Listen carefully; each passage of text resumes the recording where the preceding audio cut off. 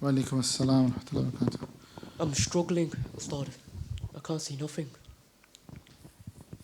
When you say you can't see nothing, you've been to retreat, haven't you, before? Yeah. So when you say you can't see anything, so what do you do when you start the Lataif? Just following the process. So how do you follow process? Because I've not mentioned anything to follow process. Yeah, by thought and imagination level. So okay, alhamdulillah. So that's good. You just said at the beginning that I see nothing. Yeah. Now you're saying thoughts and imagination. So you are doing something, right? Yeah. Sometimes what happens is that we put our expectation to ourselves, and almost we bypass the path which is laid out by the teacher. So they specifically mentioned, if you remember last week, if you were here, that even at the thought level or the imagination level is also part of the journey. That becomes like a door to a greater opening and greater experience. So like one brother was saying, he cannot imagine and so on. And the answer was that sometimes you blockage yourself by thinking, oh, this is not happening to me, this is not on. So only blockage you have to now remove now is yourself. Meaning that not start analyzing, oh, it's only thoughts and imagination. Now, obviously, I didn't ask you for details. If I were to ask details, you would have said, oh, I thought level I did this, imagination I saw this. And that's exactly what you should be doing. We, as a seeker, that's our job, is to follow and relate to our teacher or our ustads who are here, inshallah, and let them. But rather, if you take that role that, no, I want to experience. So how do you know what you're experiencing? Do you have some kind of a measurement that you measure against? If you do, then that's great. Obviously, you've been learned, and that's good. But if you haven't, then why are you actually taking that role and that job, saying that, oh, nothing happening? Because that's a statement you made. And as soon as I ask you, goes, oh, well, it's happening at thought level, imagination level. So what that tells me, that you deciding something for yourself. And this path, from the day one, like in the retreat, you mentioned that, we should think that we are nothing, we know nothing. And the teacher, that's their role, to take you to the course and to the journey. But if you come in the way, yourself come in the way, and you start to analyze and start to make judgment about things, then those people, then they struggle to actually move any further. And many brothers, unfortunately, especially people like ourselves, we're actually coming regularly and know many things. Sometimes we think we know things, and then we become blockages to our own self. So you need to let go of all this now. That's what he said is terms you hear. Like, I see I am nothing and I know nothing. You go with the flow. With these things, in each aspect, you stop yourself. You put your intellect and your thought and you analyze, start doing this, critically analyzing, judging where you are, where you're not, and so on. So inshallah, when you practice at home, or by next week when we actually practice again together, that I do not want to hear this now. That I'm not seeing, it's only thoughts and imagination. Your job is just simply relate that this happened, I saw that color, this happened, this imagination came, then I transferred, or I could not transfer, like brother was saying, and so on and so forth. That's the only thing you have to do. Don't go anything beyond that, because that's not your role to do, inshallah. Okay. Jazakallah.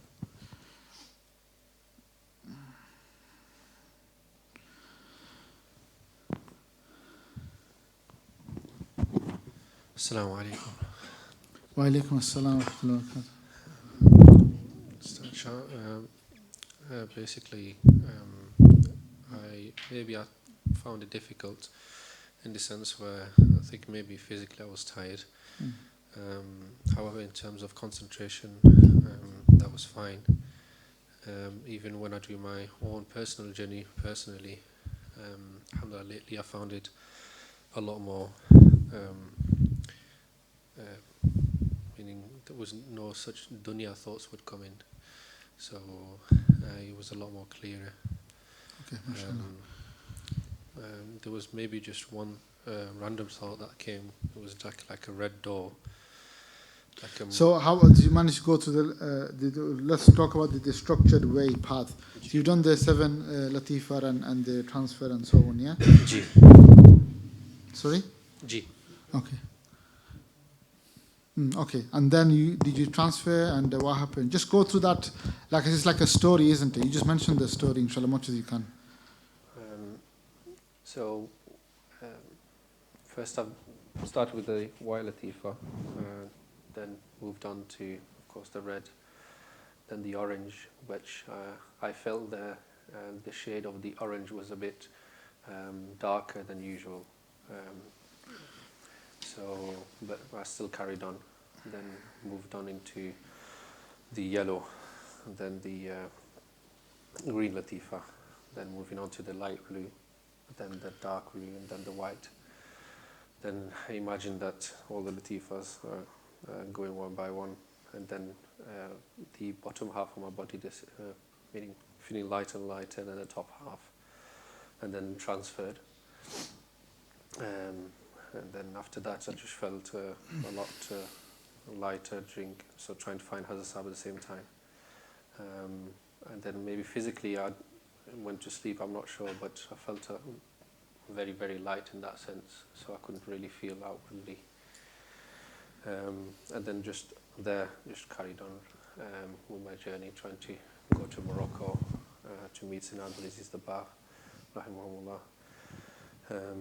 And then that's it really. Okay, mashallah.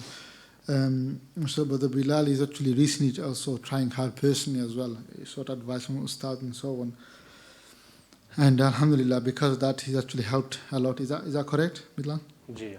So it's correct. So now, alhamdulillah, he's getting more used to it. So alhamdulillah, so mubarak to you that, you've put the effort recently, and because of that, Allah subhanahu wa ta'ala blessed you more. And now you're carrying on, whereas maybe before you were like similar to what the other brothers were saying. Isn't that true? Gee, that's correct. Yeah. So just like why am I mentioning, although maybe it's private in this regard, but when you do effort in your own time, you see the results and you see the benefit. Like some of you are saying, I don't see nothing, or I'm completely blind, or I'm struggling. Brother Bilal and we are all of us in the same boat. We got work, we got the commitments and so on. But if you actually take that commitment and become serious and put a little bit of effort in your own time, then you see things start happening then. Although you'll be struggle, there'll be difficulties, but things start to open up as well. Allah subhanahu wa ta'ala blesses us based on how little effort we put in as well. So alhamdulillah, even though obviously mashallah coming regularly to the gatherings now and benefiting and so on, there was a period of time where you were not attending at all because of your work and so on. So you can see in your orange Latif and LED that yes, it's coming more in balance now. The dunya and these things are not actually affecting us too much. Maybe it did do, let's say, a year ago or so. So that is another good news and a blessing for you. And the fact that you feel lighter, although you're tired, came from work and so on.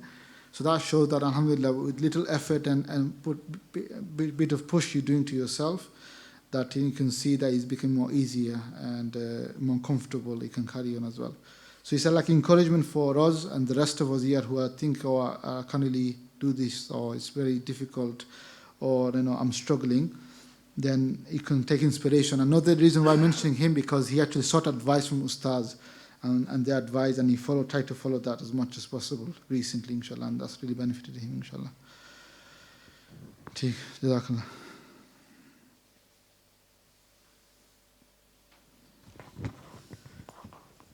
If there's anybody who wants to give any specific guidance they received from the blessed personalities that they interacted on their journey, they can have the opportunity now, inshallah.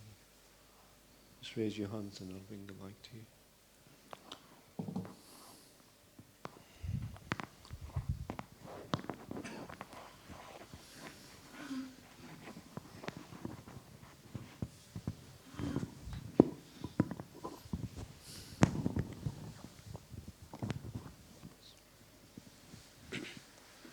While cleansing the Lataif, I found it difficult to concentrate on my thoughts or wondering.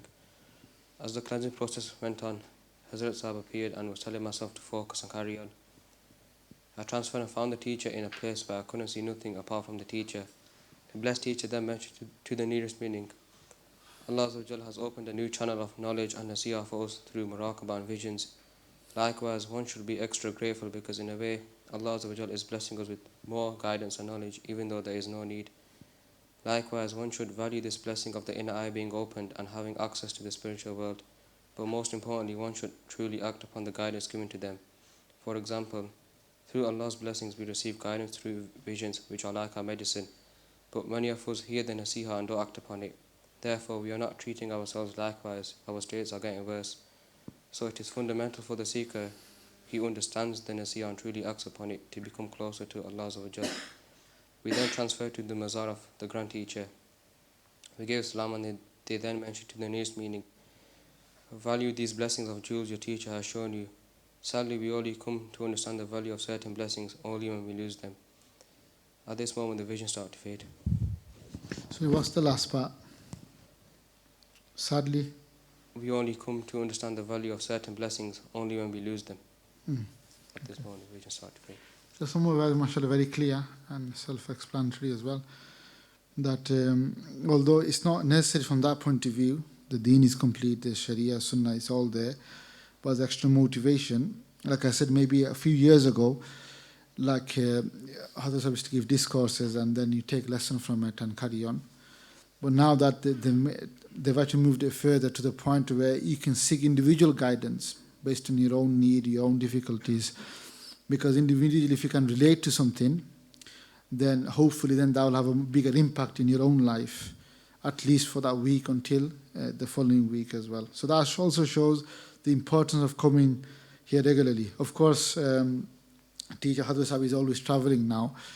Very seldom they're here, so we should avail the opportunity when they're here. But also when they're not here physically, the system, these gatherings, these Mondays and Thursdays and other gatherings that's there, they've actually they've actually set all this up so that the seekers, people like yourselves and myself, kind of benefiting and come. Sometimes, like the brother is saying, that whole week passes, we don't actually get time or we are lazy to practice these muraqabas and these practices. But at least coming to this once a week, then at least it refreshes you, gives you that break from the norm, from the dunya, and connect to Allah subhanahu wa ta'ala. So inshallah, yeah, it is true that guidance has been given and continuously they have been giving, but maybe we're not acting upon. So it's a lesson to myself or to everyone else. We should really ponder how my life is. If I'm doing everything good, alhamdulillah, then do shukr of Allah subhanahu wa ta'ala and continue. If not, then do tawbah and then restart and still continue the journey. We shouldn't really give up. Or we shouldn't really, say that, I need a break and so on. This is a continuous journey until our end, inshallah. Sorry, so inshallah, one more. We'll take maybe a brief one and then we'll finish, inshallah. Yes? Someone.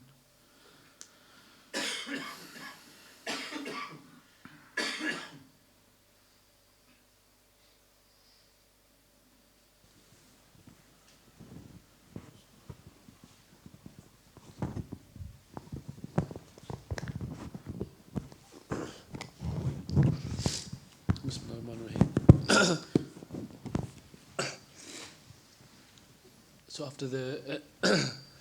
after the point of your transfer, Hassab was sitting where Ustad Yashalam is sat, and I went over to them and presented my salam, and then they got up, presented and gave salam back, and then there was like 4 groups of people.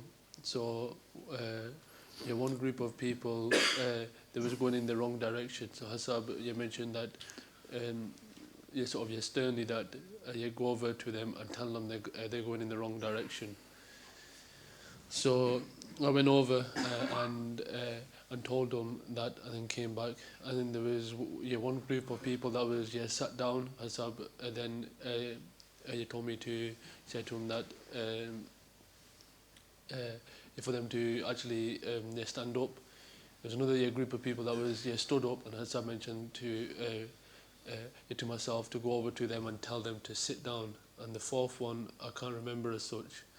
And then from there, we were still in the Zawiya at that point. So from there we went.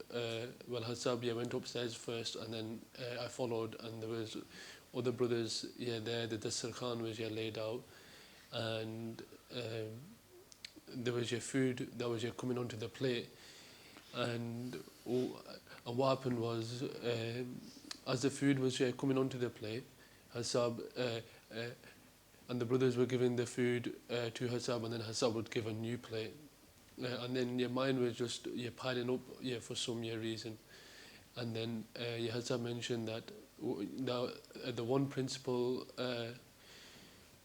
of your tariq is for the teacher to do everything. So whatever your problems you do have, you present is that you present them to the teacher, and then they go ahead and tell you the masla, and then you go ahead and actually do that. So it's very easy for the seeker. So then I went ahead. So I went ahead and give my plate to them, and they gave me a new fresh plate, and it felt light and actually sort of refreshing after that, after not having no food on it at all. And they mentioned that that it's possible that you may need to refresh the principles of Tariq. And then we went to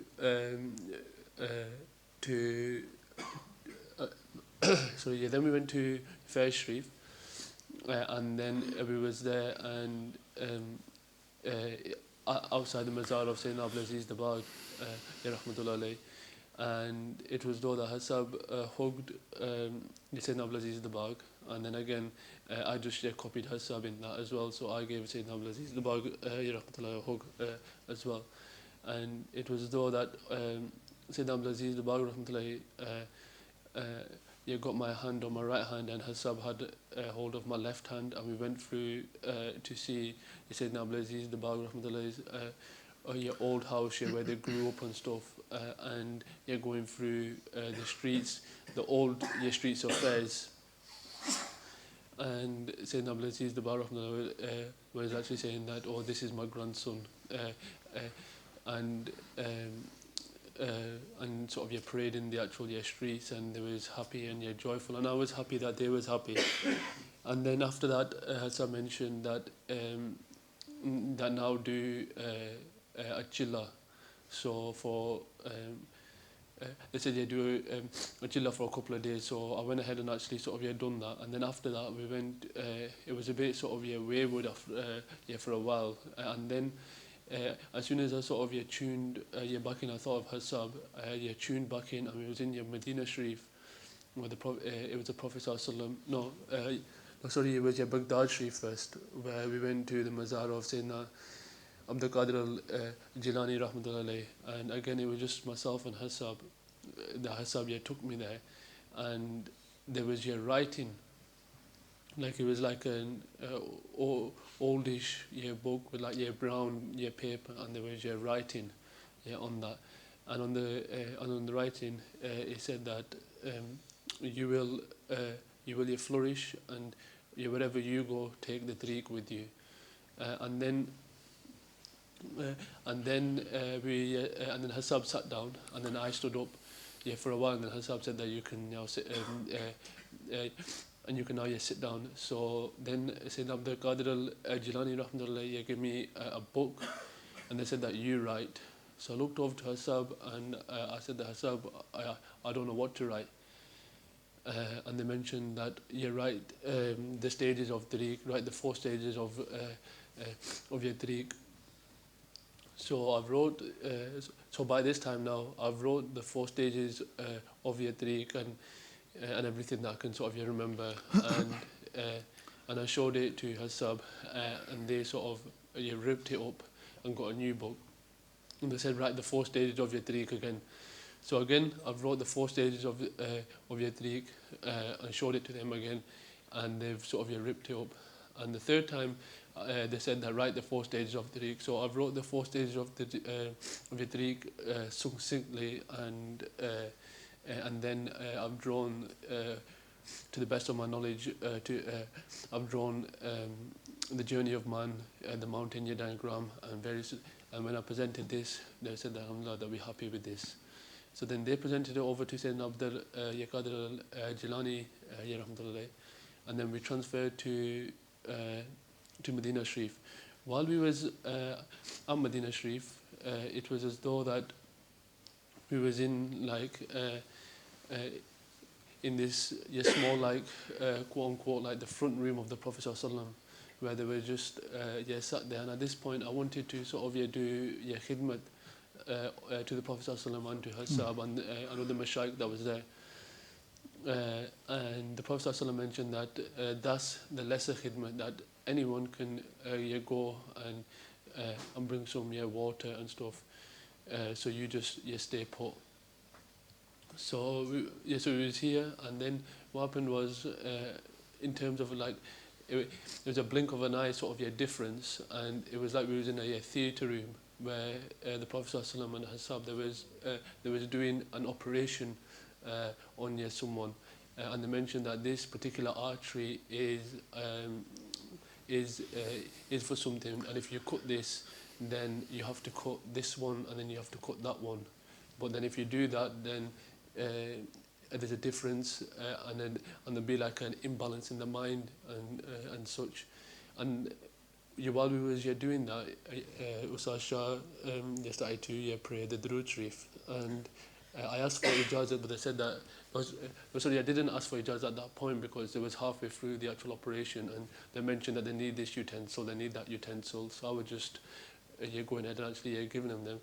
And then after they finished, then the Prophet ﷺ had a big sort of smile on their face, and in this sort of in this auditorium, the waiting room was kind of hectic, and then where the patient was going to go after that, there was like light, and it was a colourful sort of garden, and it was like and the Prophet ﷺ then mentioned that he needs like 2-3 days to recover and his mind to come into place and everything. And then from there, Hassan was really happy. Prophet ﷺ was really happy, and they said that you may sort of go now. And then from there, the vision ended. Take, mashallah. There's many detail and many things mentioned. Some of the most significant things are like, as you know, inshallah, once you follow the tariq and the path to an extent, then you are assigned many duties, like in dawah and so on. And so you should be of service and do as much as you can under the instruction of the teacher as well. Regarding the groups you mentioned at the beginning, that yes, there might be many groups like that at different stages. Those who are only interested in tariq, maybe they come now and then. Those who have been before, there is to be steadfast, they're not anymore.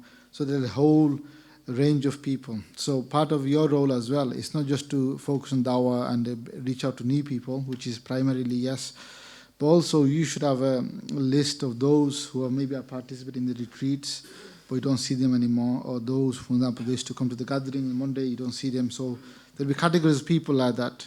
The part of your role is then also to look at them who's been, or some kind of database and names, and communicate with them and invite them somehow, or even entice them to bring them back again. Different things happen. For example, Ramadan comes, different occasion comes, Milad al-Nabi. Now, mashallah, brothers are planning for sister another retreat in December, in the holiday period as well. The international Jamaat takes place. Different people have different interest, and you should avail those opportunities to invite them back as well. So in your team, you should sit down and say, look, okay, let's go through the previous list. From that, how many people are active and coming and benefiting further. And they should also reach out to them as well as obviously the new people, inshallah. So you find a group of people, you can see a pattern of people where they fall in, inshallah, as well. And other thing, like you said, more service use, offer yourself and follow the tariq and so on. More specific duties you will be assigned, as maybe in the future as well. So the main thing is that you should be steadfast on your path and not think that, I know my path, I'm doing it on my own now, it's fine. The ripping of the book shows that you still have to be on the conform and follow exactly to the guidance and to the supervision of the teacher as well. So it is good that you should also see the ustad and review your purification course or any other aspect as well. And two things from the food thing. So one thing is that if you do have any issues or burdens in your life, then don't suffer in silence. Seek advice. That's what the teachers are there for. And also that many guidances and many knowledge that you are actually receiving as well. So one way what Mashaykh do is they keep it fresh by whatever they're continuously teaching and serving the ummah through this. So you should be in that mindset as well. When I'm learning something, then I should help others and convey the message. And through dawah and through that path, they should always reach out to and benefit people as well. Not just hold on to what you learn and keep it to yourself.